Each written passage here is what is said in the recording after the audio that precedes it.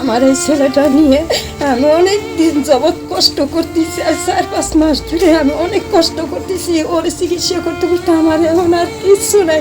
ফরিদপুর শহরের অম্বিকাপুর ইউনিয়নের মোস্তফাডাঙ্গি গ্রামের স্থানীয় বাসিন্দা মোহাম্মদ শাহজাহান বিশ্বাসের ছেলে মোহাম্মদ রাশেদ বিশ্বাস দীর্ঘ 6 মাস যাবত হার্টের জটিল রোগে আক্রান্ত হয়ে মৃত্যুর সঙ্গে পাঞ্জা লড়ছেন।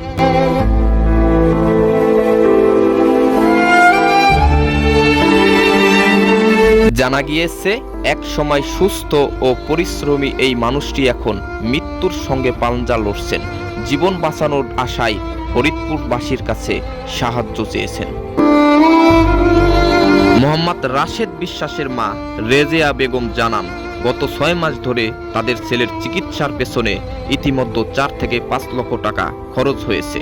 তবে চিকিৎসকরা জানিয়েছেন রাশেদের হার্টে 3টি রিং করাতে হবে, যার জন্য আরও প্রায় 5 লক্ষ টাকার প্রয়োজন। আমার এই ছেলেটা নিয়ে আমি অনেক দিন যাবৎ কষ্ট করতেছি, আর 4-5 মাস ধরে আমি অনেক কষ্ট করতেছি। ওর চিকিৎসা করতে করতে আমার এখন আর কিছু নাই। আমি আপনাদের কাছে, সবার কাছে আমি একটু সাহায্য চাই, যাতে নাকি আমার এই ছেলেটার আমি বাঁচাইতে পারি।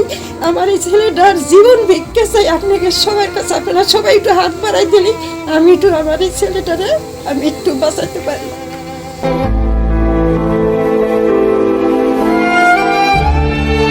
মোহাম্মদ রাশেদ বিশ্বাস জানিয়েছেন, তিনি সবার মাঝে বেঁচে থাকতে চান।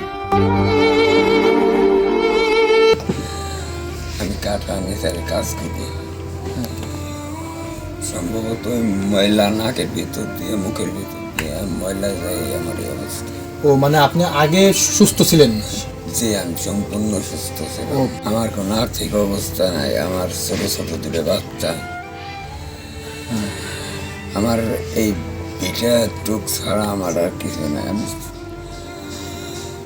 চেষ্টা হইতে হইতে মানে আমার আর কিছু নাই। এখন ঘর বাড়ি সব বিক্রি করে দিয়েছি, তবুও আমি মানে সুস্থ কিছু নেই।